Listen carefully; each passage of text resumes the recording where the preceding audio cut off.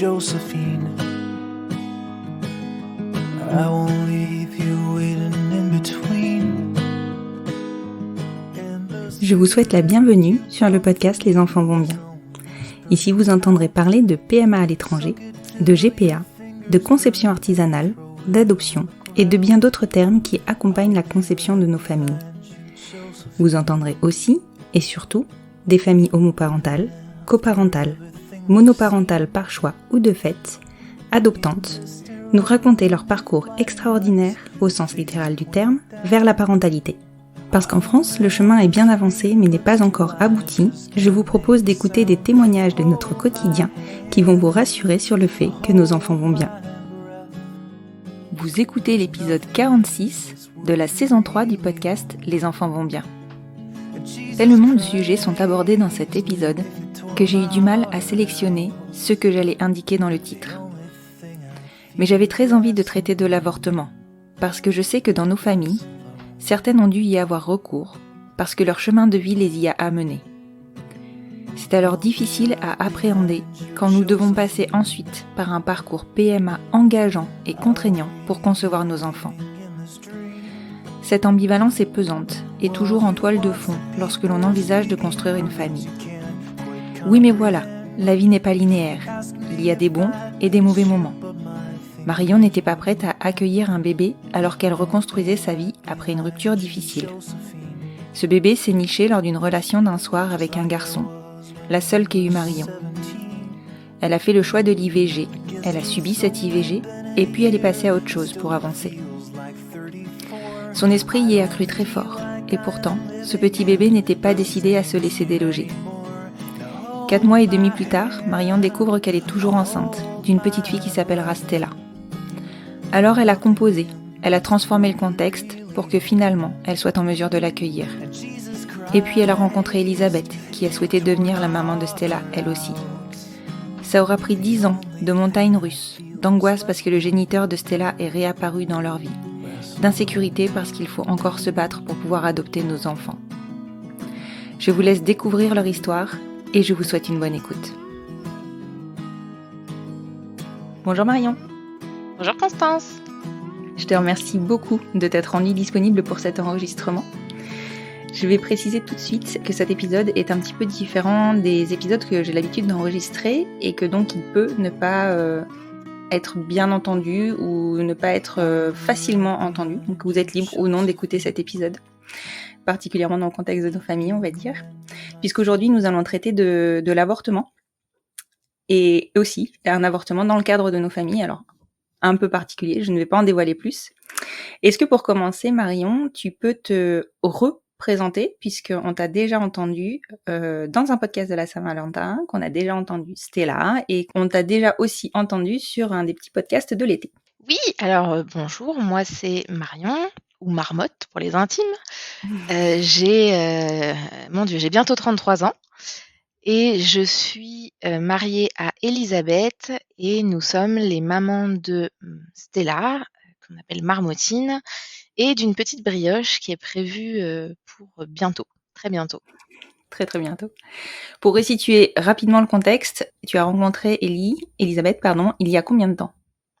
Alors avec Elisabeth, on s'est rencontrés en avril 2015, le lendemain des 3 ans de Stella.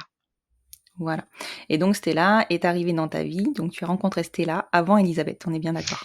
Oui, j'ai rencontré Stella bien avant Elisabeth, 3 ans avant, pour être exact. D'accord. Est-ce que tu peux nous raconter le contexte qui entoure la conception de Stella ? Évidemment. Alors du coup, Stella, elle a été conçue en juillet 2011. Quand j'étais moi-même au pair, jeune fille au pair, à Londres, donc au Royaume-Uni.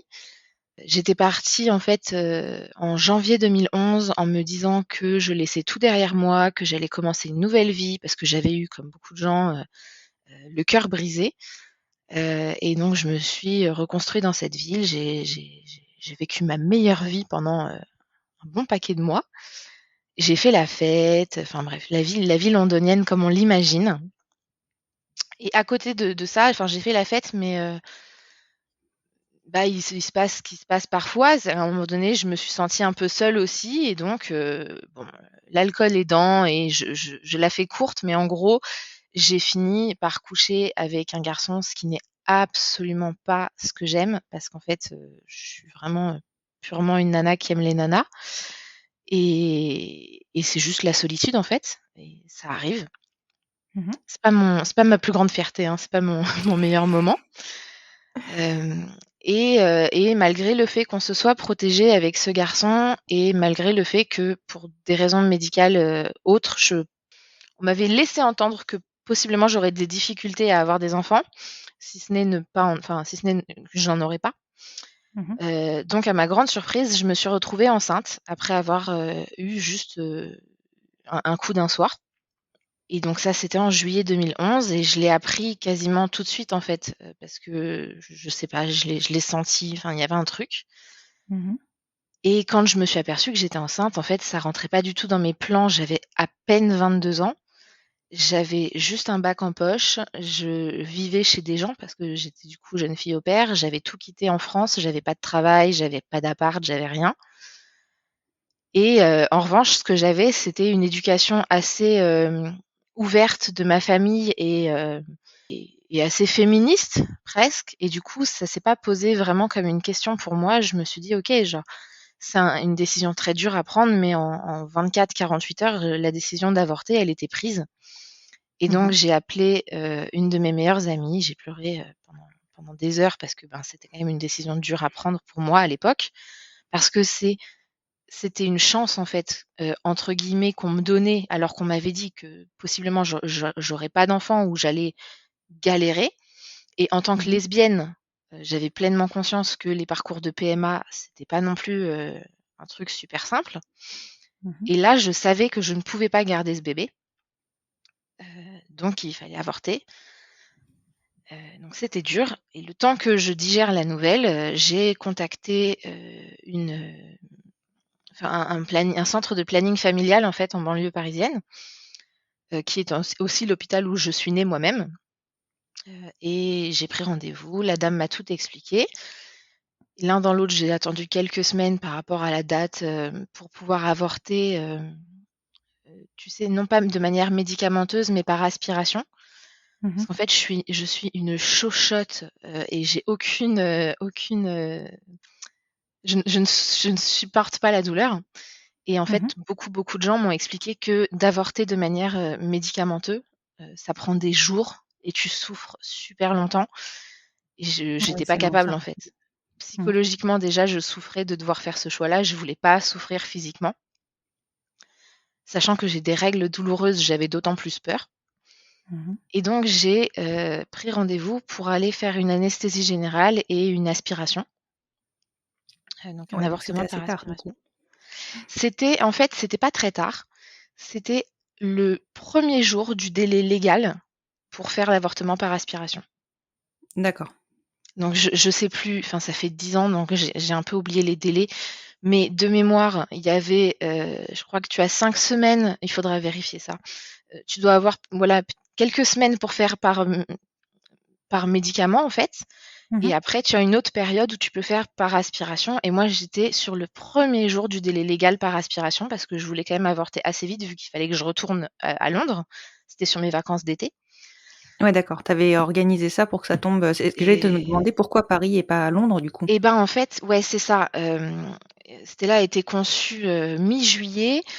Moi, je quittais Londres, le week-end qui suivait, je crois, donc une semaine après et j'avais peut-être 6 semaines devant moi, je crois. Enfin, c'est pas beaucoup, 5 ou 6 semaines en France et puis vu que je rentrais pas souvent en France, en fait, j'ai baroudé, j'ai fait le tour de la France pour voir mes copains et j'en ai profité entre-temps pour me faire avorter donc j'ai pas eu beaucoup de repos. Et donc je suis allée à l'hôpital et c'était super dur et l'un dans l'autre, j'ai dû mettre ma maman au courant parce qu'en fait, il fallait forcément quelqu'un pour accompagner en cas d'avortement.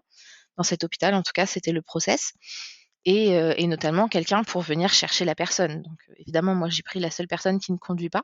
Ma maman, elle ne conduit pas, donc elle est venue me chercher en bus, Mmh. et c'était très, très dur psychologiquement, mais Mais ma mère m'a beaucoup aidée parce qu'en fait, elle m'aidait à voir la réalité en face, qui était que j'avais rien pour accueillir ce bébé et que j'étais partie vivre à Londres pour avoir une meilleure vie et pour construire quelque chose et qu'avec un bébé dans les pattes, j'allais jamais y arriver. Mmh. Et j'ai avorté. Je suis allée, chez ma grand-mère de cœur pendant quelques jours pour me reposer après ça, en Beauce, là où finalement, j'habite maintenant, donc c'est assez rigolo.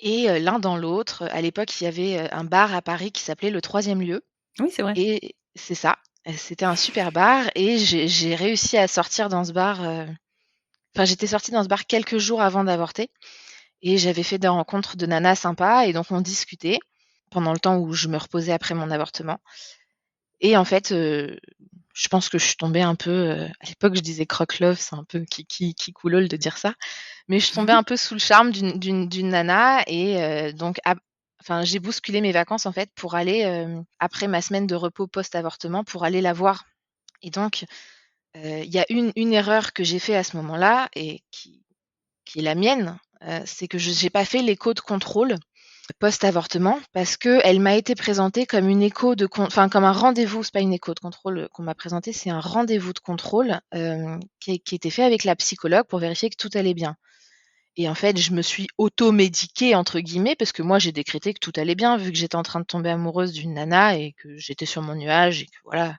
l'avortement c'était dur mais finalement c'était passé Mmh. et donc je ne suis pas allée, j'ai fait l'impasse sur le rendez-vous de contrôle pensant qu'il était avec un psy. Et on m'a dit, des années après qu'en fait, c'était pas avec un psy, c'était avec un échographiste ou un échographe, enfin une personne qui fait les échographies. Mmh. Mais parce que, attends, reprenons du début. Donc en fait, Voilà. tu es quand même suivie, est-ce que tu es suivie du départ par un psychologue ou pas? Ou est-ce que Non, c'était seulement ce fameux rendez-vous qui potentiellement, t'a été présenté comme étant un ouais, rendez-vous, d'accompagnement? j'ai pas été non, alors je je n'ai pas été suivie par un psychologue, j'ai été suivie, enfin suivie non, parce qu'un rendez-vous, c'est pas un suivi. J'ai vu une personne au planning familial qui n'était pas psychologue, je crois, en tout cas, ça m'est pas, j'ai pas en tête que cette personne était psychologue, mais une personne qui m'a expliqué les options qui s'ouvraient devant moi, le garder le bébé, faire un avortement médicamenteux, faire un avortement, par aspiration, le mettre à l'adoption sous X, enfin voilà, elle m'a expliqué toutes mes options, Mmh. et c'est tout ce que j'ai vu. Après j'ai vu, l'anesthésiste peut-être et le jour de l'avortement, l'équipe qui m'a pris en charge, mais j'ai pas vu de psychologue, D'accord. OK. de mémoire.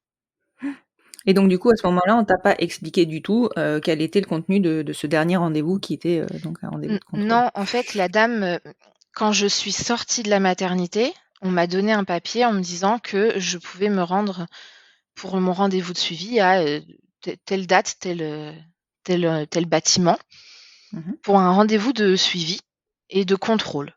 Donc suivi et contrôle pour moi, ça voulait dire, physique, en fait. Ouais, bien sûr. Est-ce qu'il y a des séquelles? Est-ce que voilà, c'était pour moi, c'était vraiment ça. Après j'avais 22 ans, j'étais peut-être pas aussi renseignée non plus, je sais pas. Ouais, mais dans ce cas-là, enfin, tu vois, c'était leur job de te renseigner parce qu'à 22 ans, non, tu sais pas forcément comment fonctionne un avortement. Je le sais déjà pas à 40. Enfin, tu vois, je veux dire, moi, si ça m'arrivait aujourd'hui, je sais pas quelles sont les étapes obligatoires d'un avortement. Je le sais, grossièrement, tu vois?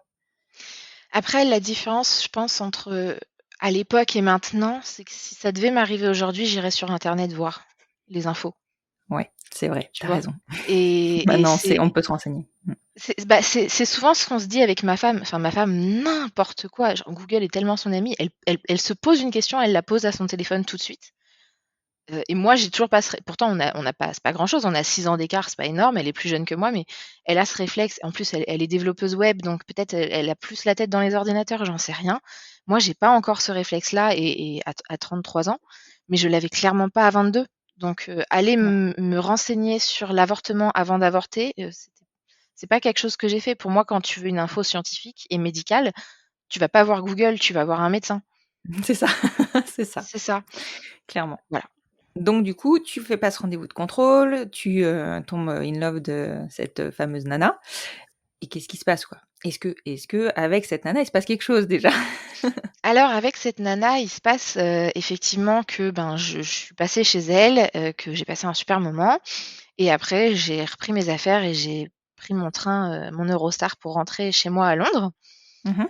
Mais on a construit une relation à distance. Bon, l'histoire, ce sera que c'était finalement une nana méga toxique qui m'a fait beaucoup de mal et qui en a fait à Stella et du coup, parce qu'en fait, elle voulait absolument pas se poser cette nana-là et elle avait des problèmes à elle. Oui, donc vous êtes restés un petit moment ensemble? On est restés, toute ma grossesse ensemble en fait et presque, ouais, jusqu'au 1 an et demi de Stella, en Ah pointillé et oui. tout ça, mais bon. Mmh Elle mh, avait mmh. clairement de gros problèmes avec l'alcool que j'avais pas vu tout de suite et elle était totalement assistée et en fait, c'était à moi, mère célibataire, avec, même pas de revenus en fait parce que j'étais étudiante, de l'entretenir. Ouais, Donc j'avais déjà ma ouais, charge mentale de maman à gérer et il fallait en c'est plus ça. que je gère ses problèmes à elle et donc clairement en fait, Tu avais un peu d'autres chats à fouetter. c'est ça. Donc j'ai eu beaucoup d'amis qui m'ont dit: «Non mais franchement, c'est pas une bonne idée, tu vois bien, c'est un problème» et maintenant on en rit parce que j'étais un peu idiote de pas le voir à l'époque. Mais le Ouais, jour où maintenant c'est je pas m'en simple, suis hein. aperçue, je l'ai vraiment littéralement foutu dehors. Maintenant, tu pars. OK. C'est ça, c'est ça. Ah mais enfin, quand on en a la force, c'est vraiment, c'est chouette, hein. Il y a des gens qui restent enferrés dans des relations toxiques pendant des années et des années. Ouais, mais en fait, elle a mis ma fille en danger et j'ai plein de défauts, mais en fait, on peut pas faire ça avec mon enfant à moi et c'est déjà avec l'enfant des autres, j'ai du mal à le supporter, mais alors pas avec la mienne Mmh mh. et donc je l'ai littéralement mise dehors, ouais. Sachant que je l'avais Ouais. prévenue avant, hein, j'ai pas été ingrate, ni, voilà, j'ai pas été une mauvaise personne. Je lui avais donné plusieurs ultimatums avant, et bon voilà. Un jour, j'ai pété Bon, un câble et je l'ai mis dehors. bah, je pense que tu as bien fait et je pense que maintenant tu penses que tu as bien fait. Ah, j'ai jamais eu un seul regret parce que la sécurité de Stella en dépendait. Ouais, ouais. Bon, revenons-en à ce fameux donc à ton retour en Angleterre. Ouais, Donc du coup, c'était 6 semaines après, tu retournes en Angleterre, tu retournes dans cette même famille dans laquelle tu oui, étais déjà? oui, je retourne dans cette même famille, et je reprends ma petite vie et je trouve un stage. Donc moi, j'avais repris des études pour travailler, en tant que professionnelle de la petite enfance dans une espèce de crèche multi-accueil. Je sais pas comment ça s'appellerait en France, mais en fait, chaque jour de la semaine, c'était un type d'accueil différent. Donc il y D'accord. avait, c'était assez rigolo d'ailleurs le mercredi, c'était l'accueil des filles mères, enfin ce qu'ils appellent Mmh les mh. filles mères, donc les très, très, très jeunes mamans qui Mmh mh. avaient, la plus jeune, elle avait 14 ans. Mmh. Et puis voilà, il y avait un jour de garderie, un jour d'activité avec les parents, de tous âges, voilà, donc pas mal de trucs. C'est vraiment très, très sympa, j'ai appris pas mal de choses et les mois se passent et moi j'avais les règles enfin ce que je pensais être des règles qui étaient peut-être un peu différents parce qu'il y en avait moins, mais je Mmh. perdais du sang tous les mois de manière assez régulière, donc je me suis pas posé plus que ça la question. Oui et puis post-avortement, tu peux enfin, tout peut changer, enfin le cycle il peut C'est ça, se bouger c'est quoi. ça. Mmh. Et puis, j'avais des symptômes de grossesse, mais en fait, j'ai compris que c'était des symptômes de grossesse que bien plus tard, parce que j'avais Mmh une mh. explication absolument rationnelle à tout ce que j'avais. Par exemple, moi, j'ai vomi tous les matins pendant, quasiment 9 mois, sauf qu'en fait donc tant que j'étais enceinte, bon, bah, j'étais enceinte, OK. Mais quand j'étais plus enceinte, en fait, c'était parce que je me lavais trop fort les dents, c'était sûr Ah oui, tu et as pas été chercher je le côté psychologique peut-être de n n l'avortement ou pas à ce moment-là. d'accord. J'ai vomi parce que en fait, moi je me lavais super fort les dents. J'avais des gingivites en fait, c'était là, elle m'a mon dentiste rigole beaucoup, mais elle m'a pompé tout mon calcium dans mes dents. Donc elle, elle a des très bons os, c'est génial, mais moi j'ai plus de dents. Oui, c'est connu Donc ça. Mmh mh. ouais, moi je peux pas manger, une glace et boire un truc chaud, c'est impossible. Alors qu'à une époque, c'était mon grand plaisir et donc en fait, voilà, je vomissais, mais je l'expliquais parce que je me lavais trop fort les dents, je saignais de la bouche parce que j'avais des gingivites. Pareil, je me lavais trop fort les dents. J'étais excessivement fatiguée, oui, mais j'étais jeune fille au pair, je courais partout, je vivais une vie de folie, je m'occupais des gamins toute la journée. Donc j'avais vraiment une explication très, très rationnelle à tout ce que Ouais, je à vivais. chaque, symptôme de grossesse, ouais. Exactement. Après moi, je suis quelqu'un qui suis je suis en surpoids depuis, quasiment toujours. Je crois, j'ai pas de souvenir de moi où j'ai pas été en surpoids. Donc les Mmh mh. personnes en surpoids, peut-être ça se voit moins, En tout cas, moi, j'ai perdu du poids, hein. Quand j'ai accouché de ma fille, j'étais à moins 5 kilos par rapport à avant ma grossesse, c'est-à-dire avant d'accoucher de ma fille. Oui, Une fois que j'ai sorti elle, j'imagine que j'étais encore moins. encore moins, ouais. Moi, c'est après que je les ai pris les kilos, donc c'était sympa. Ouais, mais tu sais que je crois que tu es pas toute seule, hein. Moi, c'est Non, pareil, hein. non. J'ai pris des kilos après mes grossesses. Pourtant, toi, avec des triplés, il faut le faire, parce que tu devais être Ouais, méga active en plus, hein? ouais et mais oui, mais en fait, tu manges, un peu n'importe quoi, n'importe quand tu as le temps C'est et ça, ça ouais. fait du dégât. Donc du coup, ouais, j'ai fait un déni de grossesse, en fait. Bah oui, c'est J'ai clairement ça.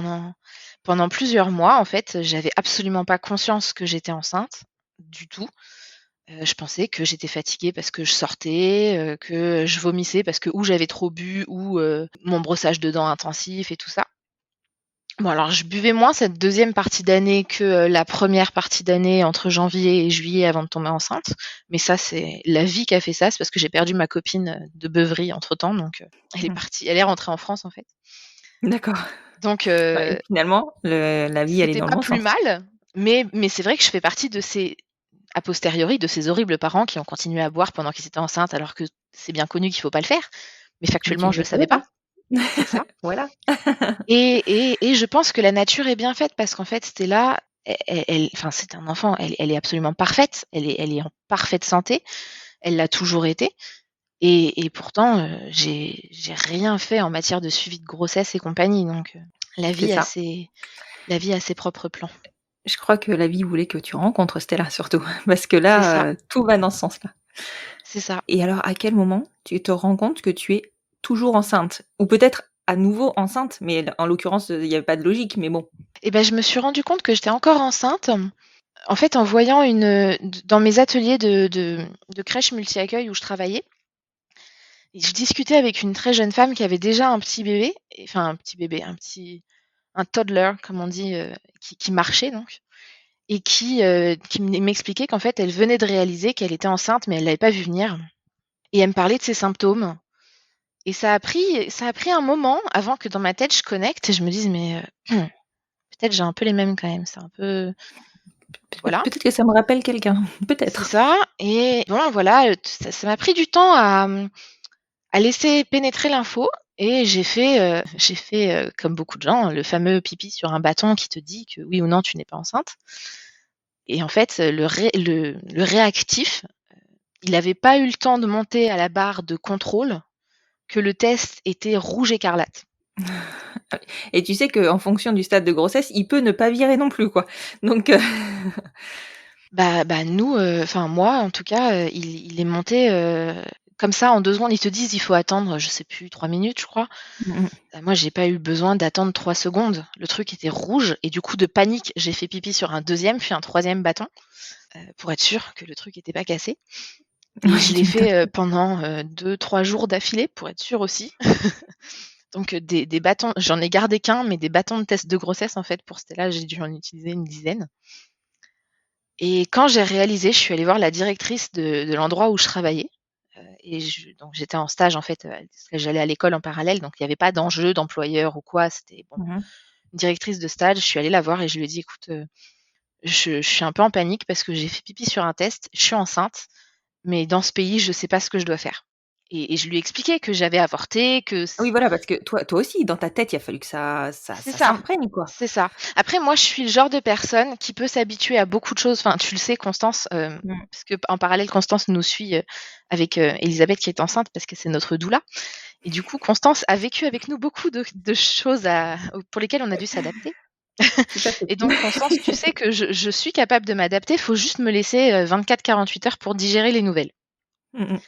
Et donc une fois que j'ai percuté que j'étais enceinte, et que c'était pas, des restes de je sais pas, de produits ou quoi, parce que ça faisait bien des Mmh. mois, j'ai voulu comprendre ce qu'il fallait que je fasse, en fait et j'ai été suivie Bah oui. donc sur les recommandations de cette personne, dans un des plus grands hôpitaux de Londres et je me souviens de ça faisait 5 jours que je savais que enfin 5 jours que j'avais fait pipi sur le bâton, donc je savais que j'étais encore enceinte et je suis allée voir un monsieur, heu, il était gynécologue, mais la vérité, je sais c'était un vieux gris-gris, quoi, le mec qui tu il a le diplôme parce qu'il faut un diplôme, mais en fait, c'est un sorcier, il a le truc dans les doigts.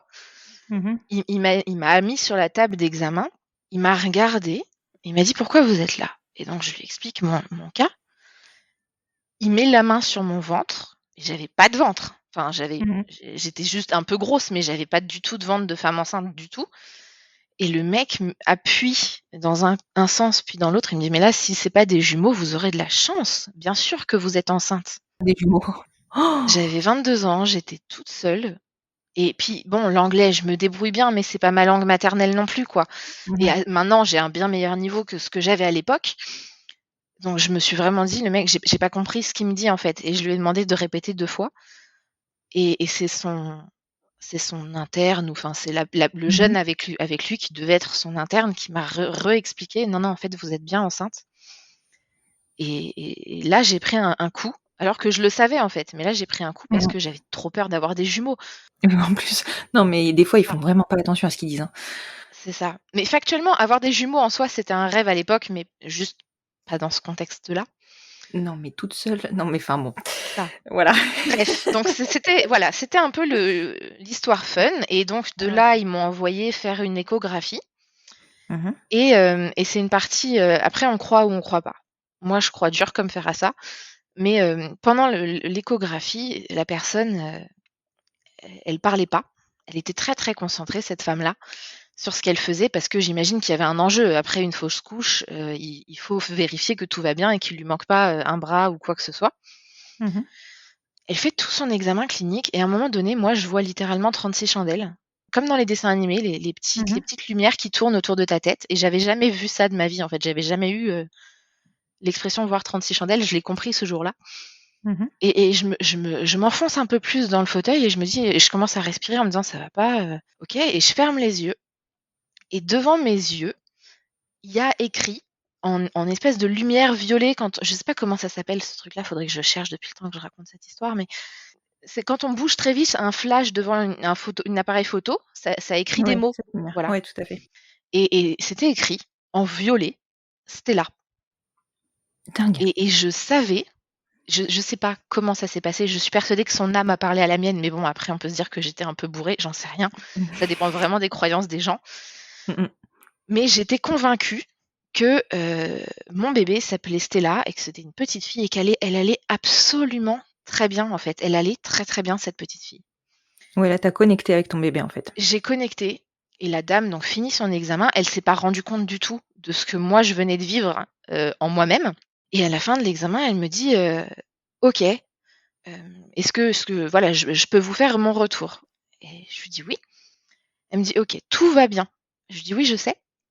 Et elle me dit: «Vous voulez savoir?» Je dis: «Non, je sais, c'est une petite fille, elle s'appelle Stella et elle va bien. Elle va très bien». Et la dame me sort des yeux comme des soucoupes. Elle me regarde. Sachant que enfin, qu'on avait dû lui dire que c'était un déni de grossesse. C'est ça, c'est ça. Elle était au courant parfaitement que c'était un dossier un peu touchy. Ouais. Et elle me regarde, elle sourit et elle me dit: «Écoutez, je sais pas si elle s'appelle Stella, mais c'est bien une petite fille et elle va bien». Mmh. Et c'est le moment où, en fait, c'est vraiment ce moment-là où j'ai vu son prénom en violet en voyant 36 chandelles. C'est le moment où j'ai accepté, où j'ai embrassé tout ce qui m'arrivait et je me suis dit: «OK, cette petite fille, tu couché une seule fois avec un homme, avec une capote qui a pété, tu fait un avortement dessus. Déjà à la base, tu étais pas censée avoir des enfants. En plus, tu es lesbienne, c'est pas facile. Peut-être que arrête de lutter contre l'univers et juste tu l'élèves et tu vois ce qui se passe». Ouais, mais c'est clair. Et c'est ce jour-là, je me revois très bien, je me revois la place dans le bus dans lequel j'étais. Je me souviens d'être rentrée chez moi et de m'être dit: «OK, bah, maintenant tu es une maman, en fait». Et genre Ah ouais, maintenant tu l'as admis, d enfin, tu vois, des fois, ça prend 9 mois de grossesse plus, ouais, du temps en après fait non. l'accouchement. Moi ça Toi, ça a m'a été, le flash, quoi. Bah, en fait, maman, tu es une maman pardon, maintenant tu es une maman, c'était plus Prends tes responsabilités. en fait, maintenant ton travail, c'est de faire en sorte que cette personne, enfin, si elle est là, c'est qu'il y a une raison. Mmh mh. Le job de ma vie, à ce moment-là, j'ai compris que le job de ma vie, c'était de faire en sorte qu'elle, elle puisse faire le sien. Oui. Je sais pas pourquoi Stella, elle est sur terre, je sais pas ce qu'elle va faire. J'ai pas la prétention de dire qu'elle va sauver le monde, ni rien, mais je suis sûre que si elle est sur cette planète, c'est parce qu'elle a quelque chose à y faire. Et mon travail au quotidien, c'est de faire en sorte que ce soit une belle personne et que ce pourquoi elle a été envoyée, eh ben, elle puisse le réaliser sans avoir, voilà, de problèmes sur sa route, quoi. Et c'est pleinement ce en quoi je crois. Et ça a pas été facile, hein. En même temps, tu as quand même reçu quelques signes qui vont dans ce sens-là, quoi. Je C'est crois que ça, là, c'est ça. ouais. Et alors, OK, tu réalises, tu prends conscience, mais tu es toujours en Angleterre, en stage, tu as repris tes études. Ouais. Qu'est-ce que tu mets en Et place? Parce que tu as tout chamboulé. alors, c'est là que c'est compliqué. Et moi, j'étais effectivement toujours à Londres, dans ma famille qui ne savait pas que j'étais enceinte, parce que je venais de l'apprendre moi-même. Et tu leur avais raconté pour l'avortement ou pas? Non, D'accord, oui, donc non, je leur vraiment, ils avais savaient rien rien dit du du tout. tout. Ils étaient juste au courant que j'étais lesbienne, donc ils devaient se dire: C'est bien, celle-ci, elle va pas nous la faire à l'envers». Manque de bol, bon, voilà, Raté. raté. Et mes parents, donc très vite, en fait, j'ai réalisé qu'il fallait que je le dise à mes parents.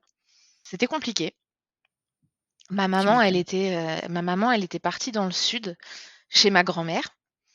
Et donc à l'époque, il existait un logiciel qu'on appelle Skype, avec lequel on se C'est vrai. téléphonait. Ça existe On encore, se ça existe encore. téléphonait très souvent avec ma famille pour se donner des nouvelles.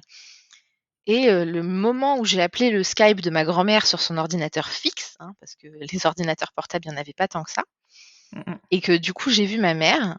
Et en fait, j'ai vu 2 personnes en face de moi, et ma grand-mère a compris que j'étais enceinte. Je sais toujours pas comment, mais elle a senti. C'est elle qui le dit, hein. Elle dit: «À ce moment-là, j'ai Mmh. compris que tu étais enceinte et que tu allais le garder». Et ma mère, elle a pas vu ce qui lui est arrivé, d'autant plus que ma maman, elle est la personne qui m'a emmenée à l'hôpital. Mais c'est ça. Et donc, et puis elle est infirmière en plus, donc on peut pas dire que ce soit quelqu'un qui soit pas capable de lire un compte rendu Mais elle opératoire ou comprend quoi. très bien comment ça fonctionne, oui, c'est Ça. clair. Elle connaît bien le système de l'hôpital public, elle connaît bien tout ça, et du coup ma mère, elle se l'est pris dans la figure. Elle a beaucoup pleuré parce que, parce que j'allais ruiner ma vie, parce que j'allais nous foutre dans la merde, parce que voilà, pardon, j'allais nous Ouais, mettre, dans le caca. dans le caca. Enfin voilà, c'était Ouais. très dur à encaisser pour ma maman. Et paradoxalement, ma grand-mère, je crois qu'elle était quand même vachement heureuse, parce que ma grand-mère, elle a toujours voulu être arrière-grand-mère. Et des années avant, quand j'ai fait mon coming out, le seul truc qu'elle m'ait dit, ma grand-mère, c'est: «Mais du coup, tu auras pas d'enfant?» Et je lui ai répondu: «J Écoute, je te dis pas que je suis stérile, je te dis que je suis lesbienne». Et donc Bonne là, réponse.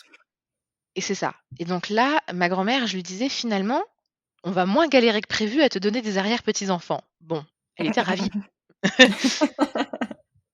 Mais alors pardon, mais du coup, je t'ai pas demandé, mais tu étais à quel terme? Ah, j'étais, alors j'arrive jamais à, je suis nulle à ça, j'arrive jamais à compter. Moi, j'ai l'impression que pendant plus de la moitié de ma grossesse, je le savais pas. Et la dernière D'accord. fois, Elisabeth a recompté et elle m'a dit: «Non, en fait, c'était avant». Quand je l'ai réalisé, on était un petit peu avant Noël, je crois qu'on était toute fin novembre ou début décembre, Alors quand, attends, j'ai appris que j'étais février, enceinte, et donc je suis août, tombée septembre, début octobre, juillet, novembre, décembre. Ça mi-juillet. fait 4 mois et demi quand même, ça fait moitié de grossesse, hein? Ouais, c'est à peu près ça. Mmh. À peu près ça. C'est ce que moi j'ai en tête, mais Elisabeth me dit: «Mais non, c'était pas». C'est en tout cas dans ma tête. Et j'ai vraiment l'impression d'avoir raté, plus de la moitié de ma grossesse. Ouais. Et donc bon, l'expliquer à ma maman, la voir pleurer, c'est pas, mes parents sont des gens assez pudiques, c'est pas des gens qui pleurent facilement. Mmh mh. Et donc ça, c'était dur. Mais le plus dur, c'était derrière d'aller le dire à mon père. Mon père, que j'avais vu pleurer qu'une seule fois dans ma vie, le jour où j'avais pris l'Eurostar pour quitter la France.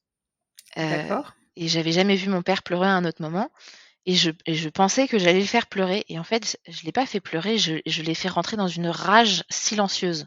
Ce qui est bien pire, hein, on va pas se Après mentir. qui? Après toi ou Après moi, après, ouais, après d'accord. moi, après l'hôpital, après la terre entière. Enfin, je sais pas trop, on en a jamais trop reparlé avec mon père.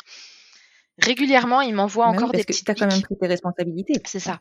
Mais mais c'est toujours un sujet dans ma famille. Stella, elle a 10 ans, le mois prochain, et c'est toujours un truc. On prend régulièrement des piques dans la figure parce que, mes parents, ben, du coup, ils ont dû arrêter les travaux qu'ils faisaient dans la maison pour que mon père s'assure d'avoir de l'argent pour, nous sortir de la merde si Stella et moi, on était dans l'embarras. Il a dû, voilà, il a dû mettre des choses en place, en fait, pour notre sécurité, et c'est pas Mmh du mh. tout ce qu'il avait prévu. et bah, c'est-à-dire, je peux le comprendre, il arrivait enfin à avoir 2 enfants majeurs et à pouvoir se dire: «OK, on va prendre du temps pour nous et réaliser nos projets», et le mec avait pas 50 ans que bim, il était grand-père. Ouais. Donc mon père a eu beaucoup, beaucoup de mal à le digérer. Il a passé plus ou moins la fin de la grossesse à me mettre à l'abri, mais en faisant la gueule. Ouais. Donc il s'est porté caution parce que j'ai fini par rentrer en France avec, mes trucs et mes machins, mes cartons, mes valises. Mais j'ai eu tellement peur de mon père qu'en fait, c'est la mère de ma meilleure amie qui est venue me chercher à la gare d'Eurostar en pleine journée, alors que mon père était chez moi, parce que j'étais terrifiée à l'idée de lui demander de venir me chercher. Ouais, tu m'étonnes. A posteriori, c'était idiot, mais bon, Ah bah, enfin on peut non, pas non. contrôler. Exactement, tu peux pas contrôler, tu sais pas comment il pouvait réagir, ça se comprend, quoi. Bah, après mon père, c'est pas quelqu'un de violent, mais c'est vrai Oui, oui, que oui, non, mais bien sûr, la mais colère de mon père, c'est un truc qui m'a toujours un mmh, mmh peu mh. fait peur. Et il m'a aidée, voilà, il s'est porté garant pour mon appartement, j'ai retrouvé un travail, le temps que je pouvais travailler, en fait, en étant enceinte, en France. J'ai préparé, un petit nid, pour, Stella et moi, et mon père nous et même enfin, d'ailleurs tout le monde, hein. Ma mère, elle s'est mise à tricoter, elle a tricoté pour Stella, c'était sa façon d'accepter, en fait. Ma mère, elle est devenue, alors déjà, c'était la meilleure mère du monde, mais alors loin devant toutes les autres, mais la grand-mère, genre ma mère, c'est tellement la meilleure granny du monde. Et elle est devenue granny, en fait, ma mère, en tricotant. Elle s'est D'accord. mise à coudre, elle C'est s'est mise à son tricoter, c'était sa façon d'accepter et de se dire qu'en fait la petite, elle allait manquer de rien, et là maintenant, elle attend son 3e petit enfant et toujours elle tricote. On sait que c'est son truc. c'est comme ça qu'elle les accueille. C'est comme ça qu'elle les accueille. Elle fait sa part comme ça, Mmh mh. et donc on s'est préparés. Stella, elle est tellement bien dans mon ventre qu'en fait, elle a dépassé son terme de 6 jours. Elle Mmh était mh. prévue, le 13 avril et elle est née le 19, après un déclenchement absolument, comment dire? Détestable, Intense. Ouais. et un Ah. accouchement, tout aussi, détestable et traumatique qui s'est fini en césarienne, et du coup, c'était très, très dur pour Stella et moi au début, de faire connaissance. C'était un peu, ouais, c'était un peu compliqué ce début de vie, mais je Ouais. savais Mmh. qu'il fallait que je m'accroche parce que j'avais «la foi» entre guillemets, dans le fait que si elle était là, c'est qu'il y avait une raison, donc il fallait que je m'accroche. Oui, tu avais cette certitude-là qui a fait que ça a dû t'aider, à créer le lien. Après un accouchement traumatique, c'est pas anormal d'avoir des difficultés à créer un lien. C'est même plutôt Oui, très cohérent. oui, puis pour le coup, tu vois, on disait tout à l'heure, j'ai pas été suivie par un psy quand, j'étais enceinte. Par contre, quand Stella était petite, assez rapidement, j'ai eu la chance d'être suivie par, une psychologue absolument fantastique, vraiment genre la meilleure, psychologue qui m'a été donnée de croiser dans ma vie, Mmh mh. et c'est une psychologue de la ville, de Vanves dans laquelle je vivais.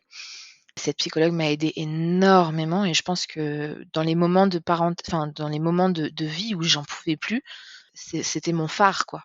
Mmh mh. C'était mon phare. Elle m'a beaucoup, beaucoup aidée. Elle a beaucoup apaisé, la rancœur parce que, bah, j'avais perdu toute ma vie que je m'étais construite à Londres.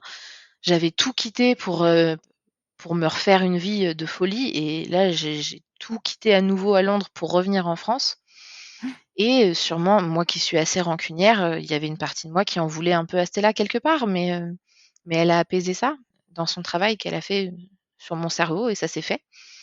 Mmh. Et puis souvent, ce que je dis, c'est que le fait d'avoir Stella, d'être rentrée en France, ça m'a permis aussi de rencontrer Elisabeth parce que je l'aurais jamais rencontrée à Londres ou Ouais, ailleurs. parce qu'Élisabeth, du coup, tu peux me rappeler comment vous êtes rencontrés? Alors je peux. Elisabeth et moi, donc quand j'ai eu Stella, j'étais sans diplôme, j'avais juste mon bac. J'ai repris mes études, et l'un dans l'autre, avec Stella sous le bras, j'ai fait 5 ans d'études après le bac, en Chapeau. alternance. J'ai Mmh. fait tout en alternance parce qu'il fallait quand même payer, les boîtes de lait et la crèche. Et Elisabeth, je l'ai rencontrée, sur les conseils de cette même amie, qui m'avait emmenée, au planning familial quand je suis tombée enceinte, en m'inscrivant sur un groupe Facebook qui s'appelle adopteunelesbienne.com et qui existe toujours. On ne C'est se lasse vrai? pas de ce nom, il est toujours très drôle. Ouais, c'est oui. Et Écoute, il est parlant au moins.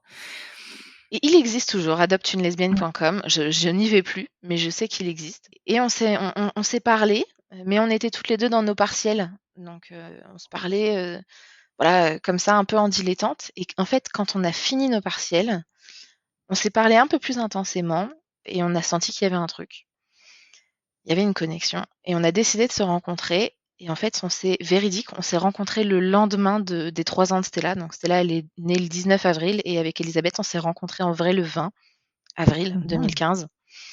Et comme je t'avais dit dans le podcast de Saint-Valentin, avec Elisabeth, on avait chacune une to-do list, une checklist plutôt.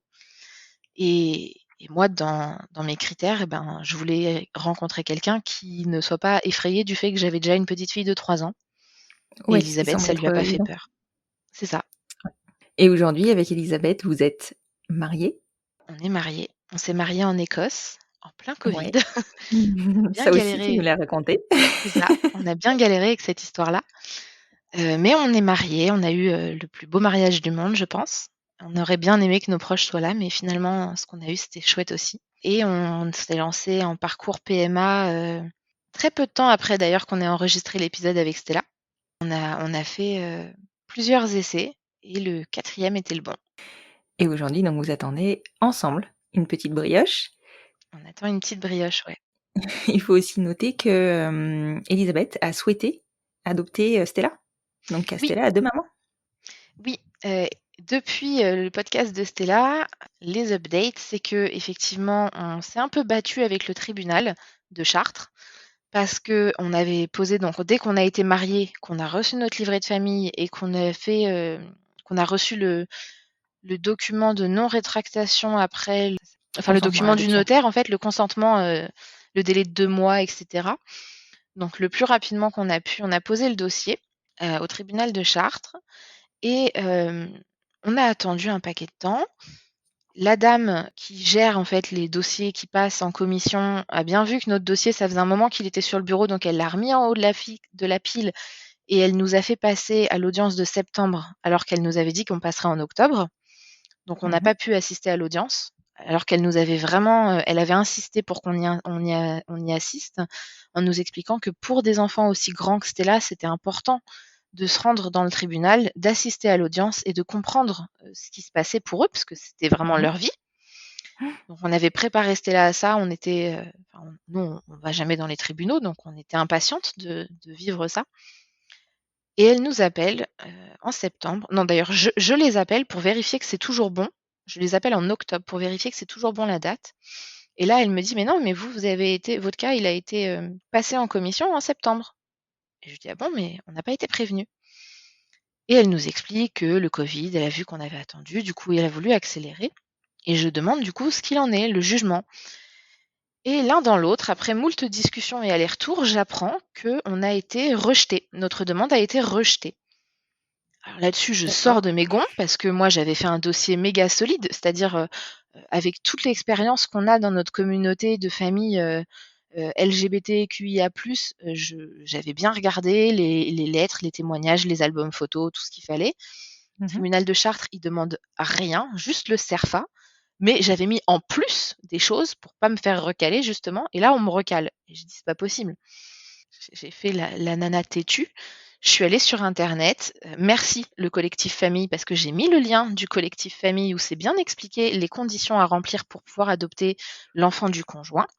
J'ai mis les liens des lois en fait Mhm. françaises et j'ai expliqué à la magistrate qu'en fait, me dire qu'elle refusait l'adoption parce que Elisabeth n'avait pas 28 ans et parce que nous n'avions pas 2 ans de mariage, en fait, ne s'appliquait pas à notre cas. Relis la loi, madame.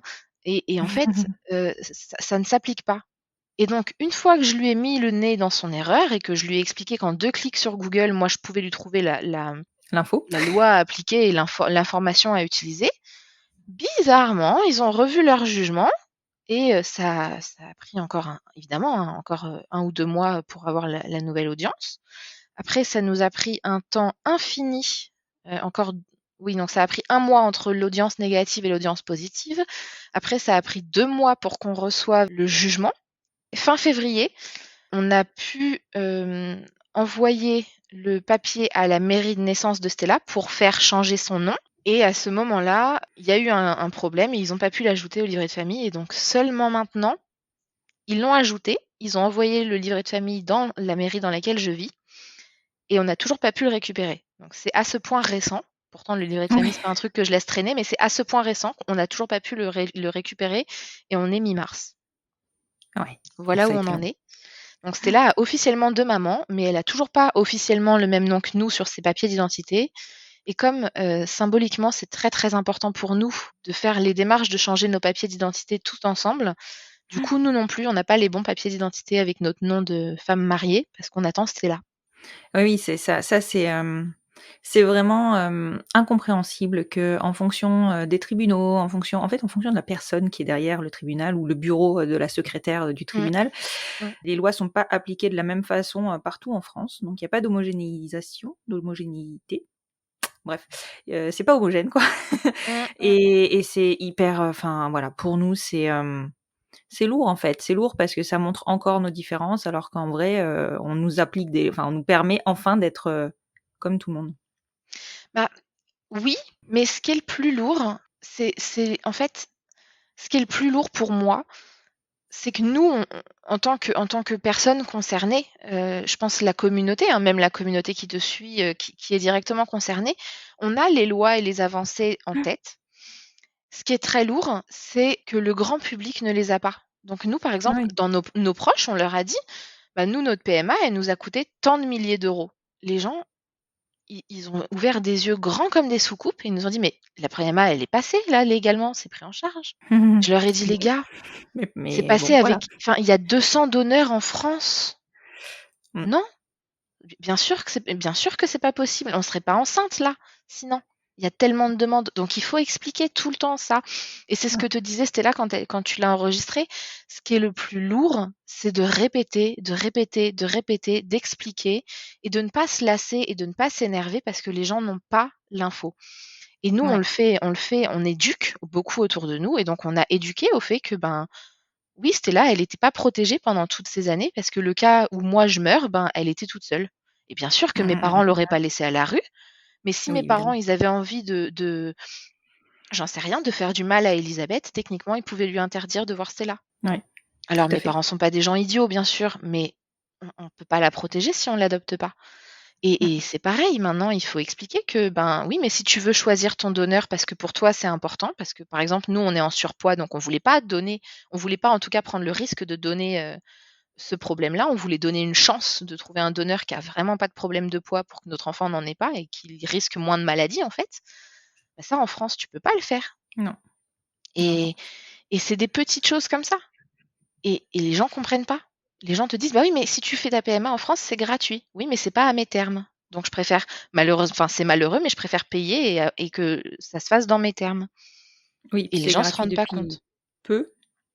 Après, C'est ça. maintenant, il faut aussi savoir qu'on peut faire prendre en charge une partie de la PMA à l'étranger. C'est compliqué, des démarches longues, Mm. c'est susceptible de ne pas passer. Mais en tout cas, techniquement, c'est envisageable. C'est un très bon point à rappeler. Et c'est effectivement ce que j'explique autour de moi.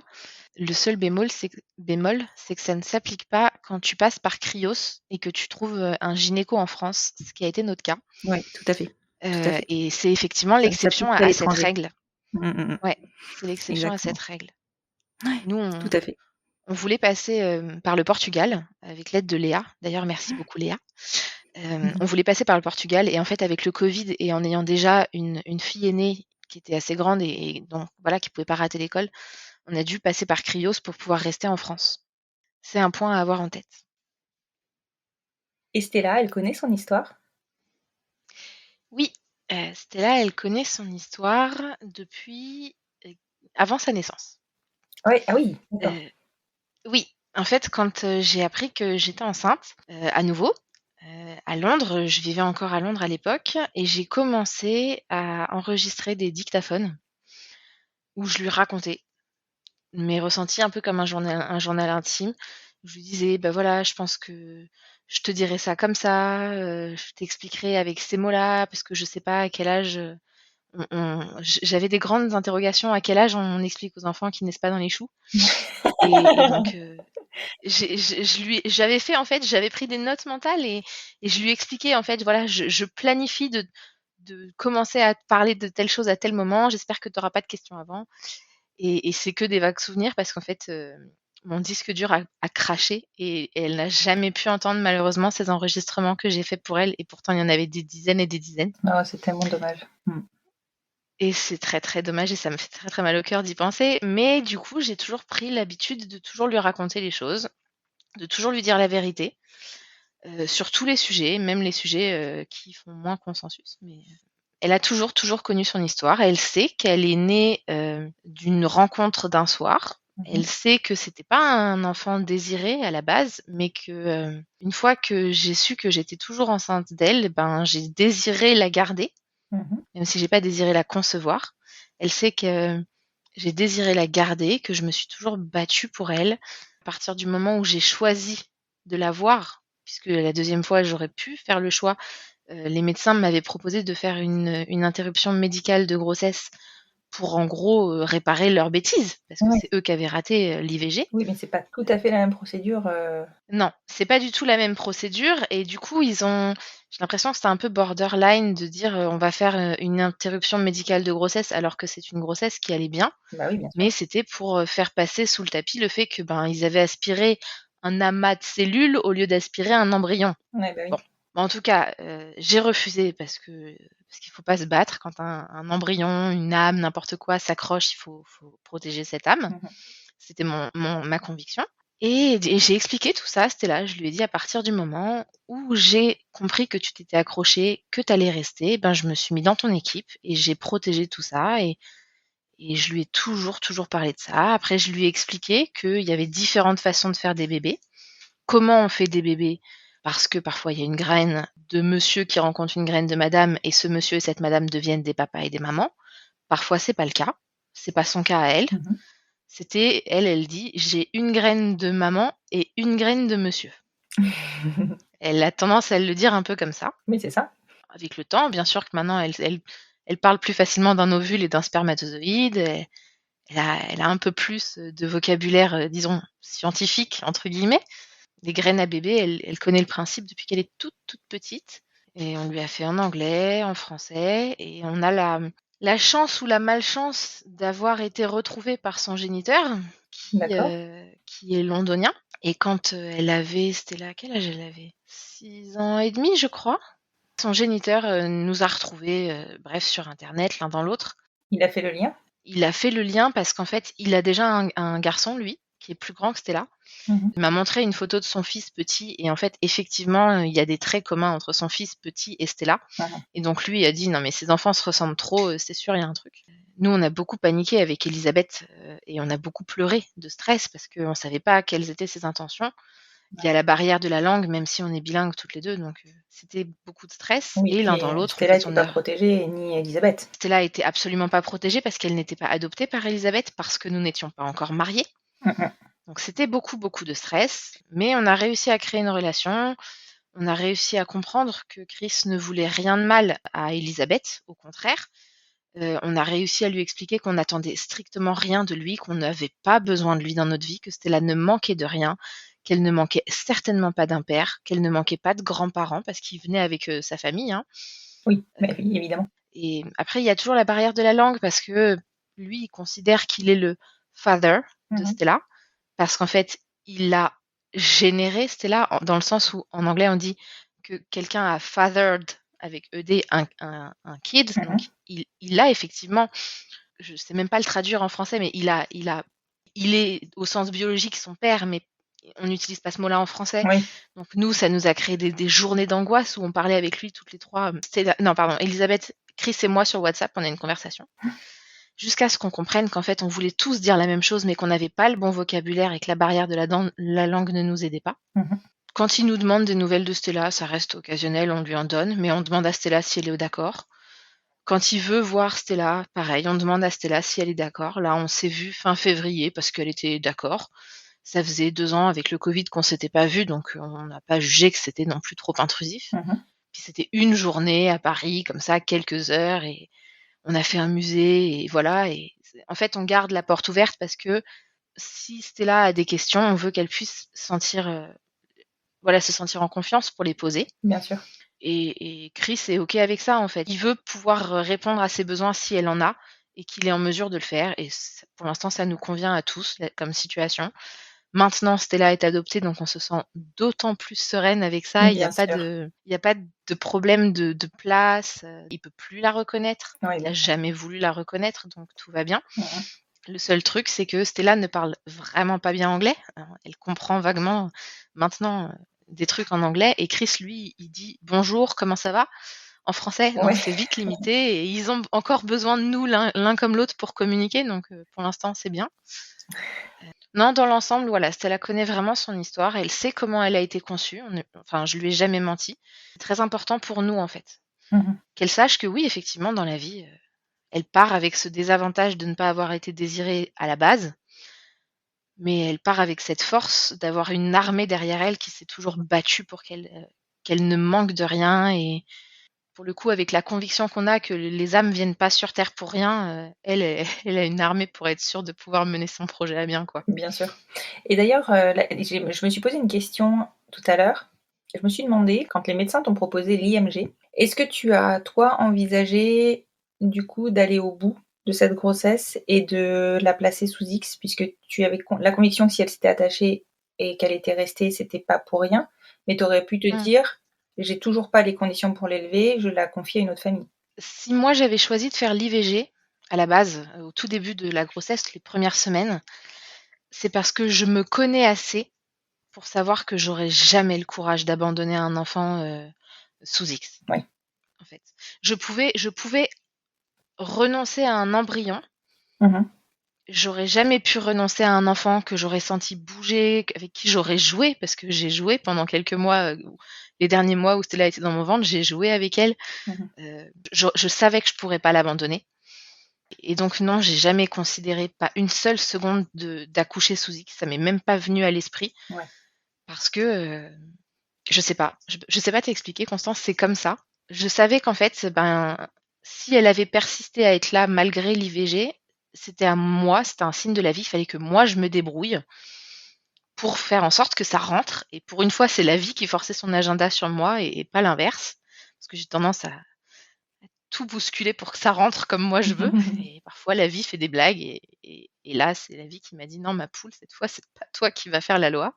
Et non, non, non. J'ai jamais considéré Cette option-là. ni de l'abandonner, ni non plus de faire l'interruption médicale de grossesse, parce que c'est pareil en fait.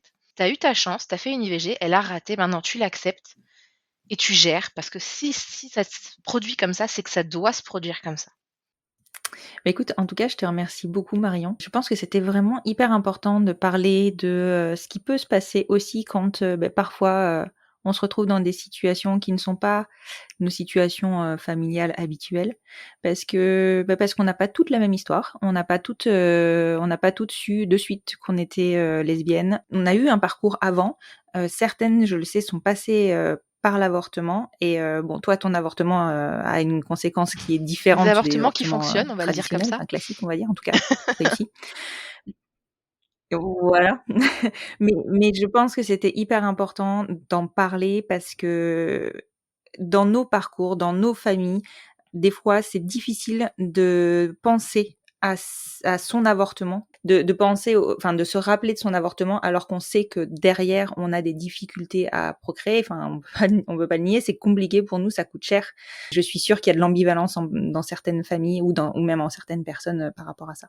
Oui, et puis moi je voulais juste ajouter, si tu me permets, Bien euh, sûr. moi je regrette pas mon avortement.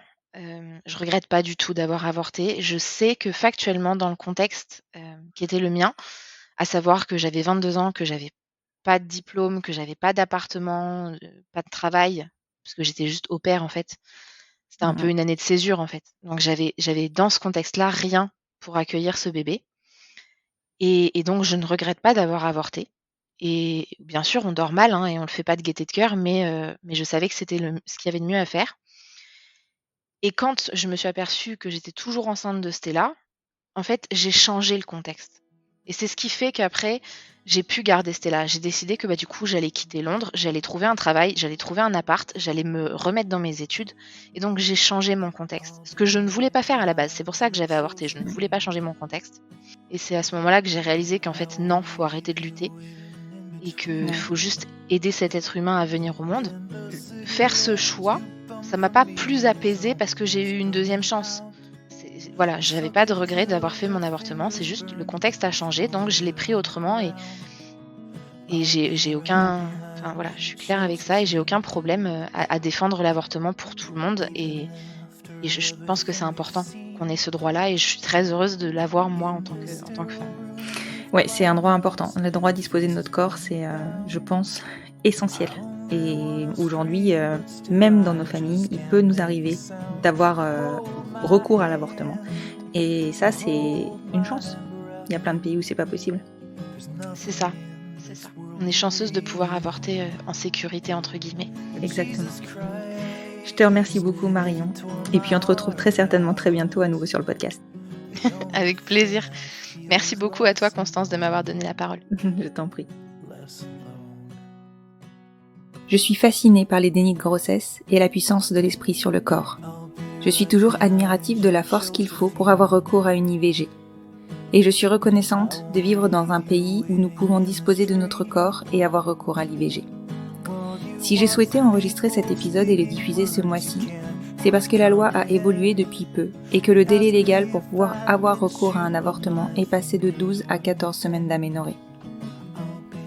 Je ne vous donnerai pas de stats concernant l'avortement, mais je retiendrai la phrase de Simone Veil.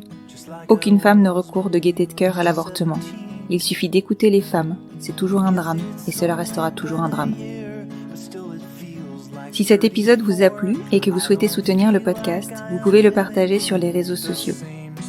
Je ne vous demanderai plus de noter le podcast sur Apple Podcast, vous pouvez toujours sur Spotify, suite à ma prise de conscience concernant le terme d'homoparentalité et clairement l'invisibilisation du podcast par la plateforme Apple. En revanche, vous pouvez me laisser des commentaires sur le compte Instagram du podcast, @lesenfantsvontsbien-podcast, et on peut s'y retrouver pour poursuivre la discussion et en commencer de nouvelles. Je vous souhaite un très bon début de semaine et je vous dis à jeudi prochain pour un épisode du fil rouge du podcast Les enfants vont bien.